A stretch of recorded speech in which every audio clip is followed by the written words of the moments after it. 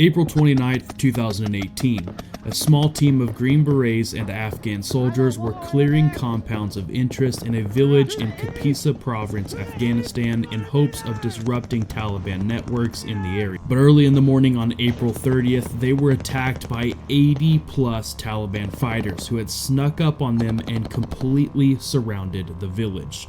The Taliban opened up on the Green Berets with small arms, machine gun, and rocket-propelled grenade fire. The enemy's attack was strategic and well planned. While one group battled the Americans from afar, a second group moved in close from the west and threw hand grenades over the compound walls. The Green Berets were getting absolutely hammered from all sides and were at great risk of being overrun.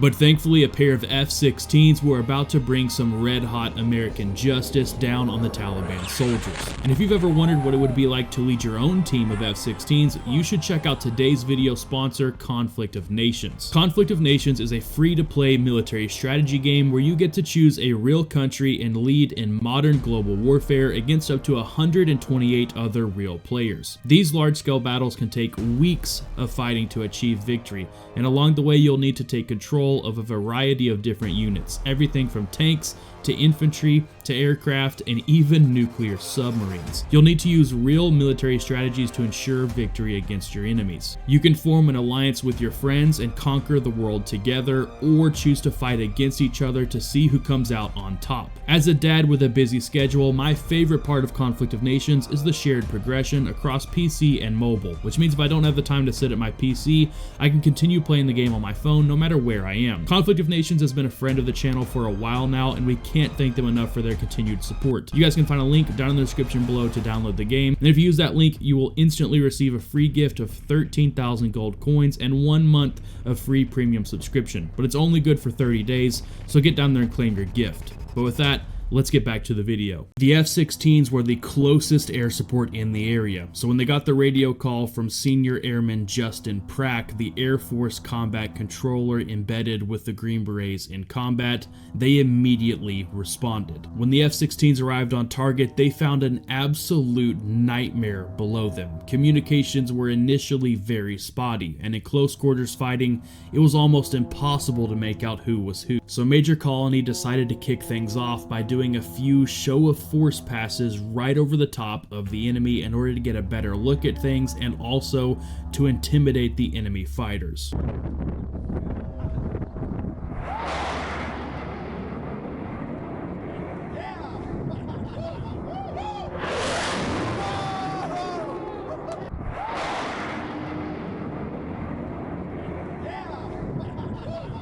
The roar of the F-16's engine flying over the top of the enemy forced them all to get as low to the ground as they possibly could, as dirt and dust and debris was kicked up all over them, giving the Green Berets a little bit of breathing room. But more importantly, it gave Colony a good look at the situation on the ground, and he now knew exactly where the enemy was, and more importantly, where his boys were. The two F-16s then quickly circled back around and did a few high-angle strafes with their 20mm Vulcan cannons.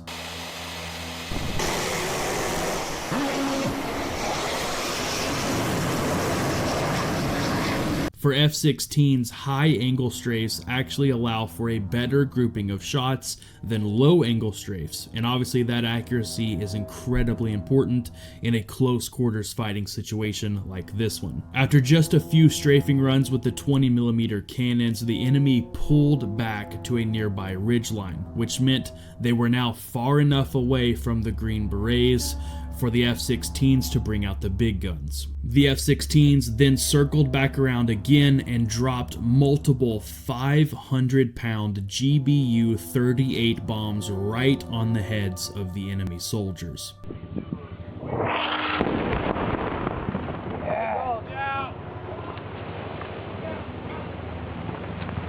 Dude, 2-5, looks like good hit. Give me about 30 seconds for the dust to clear. No, that was a danger close. Destroying numerous enemy positions and sending such a powerful blast wave through the village that it blew out all the windows. The F-16s bought some time for the troops on the ground, but the crisis was far from over. Friendly forces had 8 injured soldiers who desperately needed medical evacuation, but heavy enemy fire prevented any helicopters from flying in to pick them up. It was decided that the best move was for the ground troops to hunker down in a single compound on the far side of the village, but they would have to charge down 100 meters of open road to get there. By now, close air support helicopters, observation aircraft, and aerial refueling tankers had also arrived on station, and it was Colony's job to fill them all in on what was happening. With one eye on the ground and another in the air, the pilot coordinated the busy airspace while working with Prack, the Air Force combat controller, and his wingman to set up attack runs. Each attack brought great stress and discomfort to Colony as he tried to keep track of both enemy and friendly positions while he coordinated all aerial attacks. But somehow, after 12 straight hours of non-stop fighting, the friendly ground troops managed to get to the compound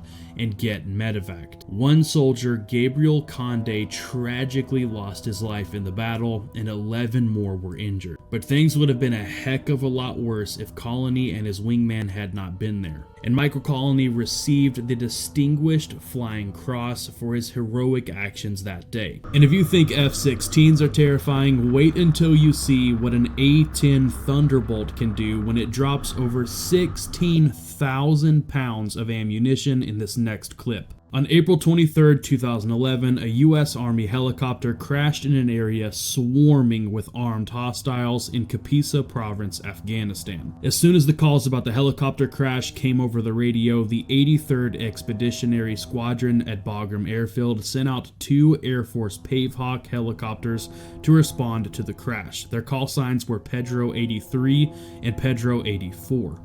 Pedro 83 carried 3 pararescuemen, and Pedro 84 carried 2. Upon arrival at the crash site, the Pavehawks immediately started taking fire from the enemy. In the chaos, Pedro 83 somehow spotted one of the pilots who had crawled up onto a ridge about 300 meters uphill from the crash site. And despite small arms fire still slamming into the side of the helicopter, Pedro 83 managed to lower its 3 pararescuemen onto the ridge. Meanwhile, Pedro 84, who was also under heavy fire from the enemy, dropped its 2 pararescuemen, Staff Sergeants Zachary Klein and Bill Senna, as close to the crash site as possible. At the crash site, the 2 PJs found that the pilot had unfortunately passed away, and they started preparing to hoist him out and into their Pavehawk. But unfortunately, the enemy wasn't going to let that happen without a fight. Right after dropping Klein and Senna on the ground, Pedro 84's flight engineer was shot in the leg,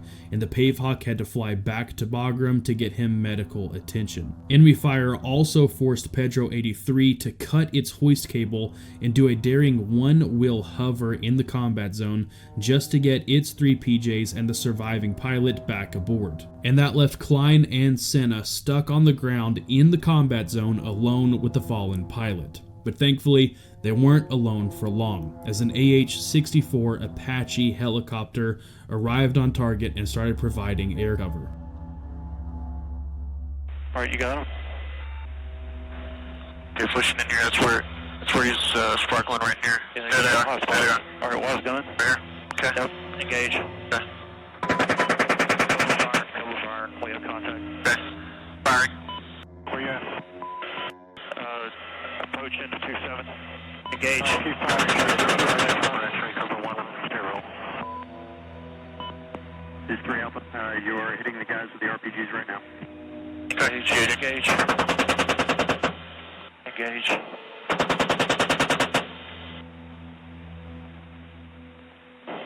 Okay, there's one more guy down here. Okay, 30 millimeters getting shot at.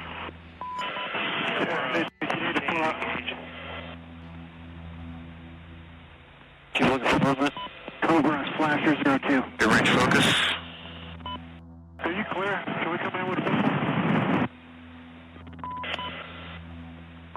No, negative. Do not shoot.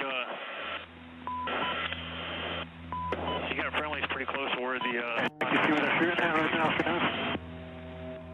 Got movement. Alright, engage. Engaging. Cobra, Slasher 02. Got him. At this point, the two PJs along with the fallen pilot were taking cover behind some big rocks near the crash site when they noticed the fire at the crash site started spreading and getting bigger.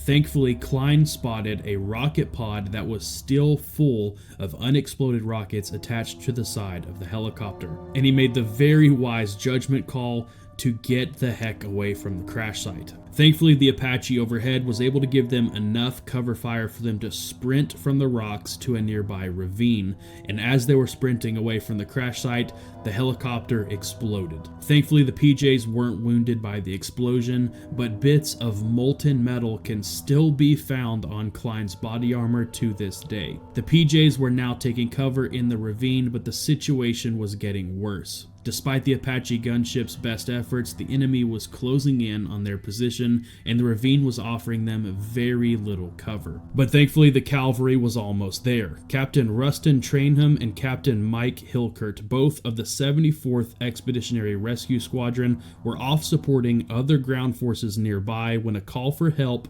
came over the guard frequency. Using the guard frequency is a sacred thing, a last resort, and a true sign that things are really bad and someone needs help now. So as soon as Hilkert and Trainham received the call over the guard frequency from the two PJs, they raced to their location in their A-10 Thunderbolts. As soon as the A-10s arrived on target, they began surveying the area to figure out where the PJs were located and where the enemy was located. At the same time, Hilkert began setting up airspace restrictions and communications relays to the Air Support Operations Center, the Combined Air Operations Center, and Joint Personnel Recovery Center. They also shot rockets into the valley to give Klein and Senna some breathing room, but it didn't last long.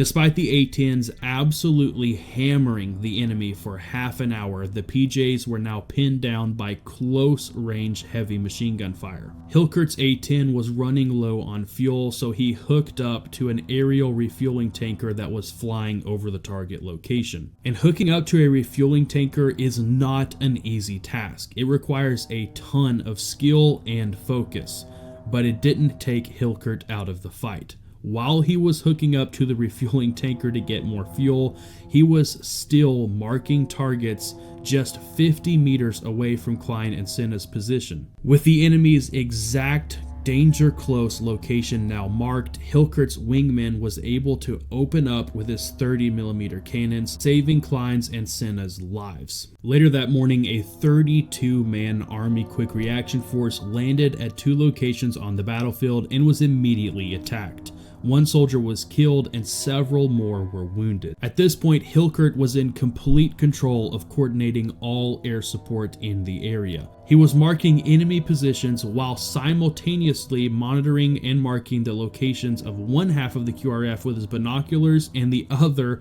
with his targeting pods to ensure that all the aircraft in the area knew exactly where the friendlies were so they could lay down fire on the enemy without risk of hitting friendlies. All in all, Hilkert used 37 different radio frequencies to coordinate 21 aircraft, all while flying his own aircraft and engaging enemy targets. And if that wasn't enough, when a handful of Pavehawks and Apache helicopters eventually moved in to evacuate the wounded Quick Reaction Force soldiers, Hilkert flew his A-10 between the helicopters and the enemy multiple times, drawing all of the enemy's fire onto himself and his aircraft and away from the helicopters.